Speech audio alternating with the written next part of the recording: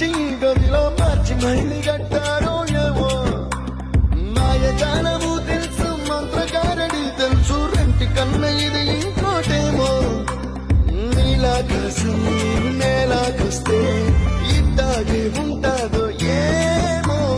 ఈ సంతోషం దాచాలంటే హృదయాలు ఓ వంద కావాలేమో ఇంతందంగా ఉంటుందా ఈ లోకం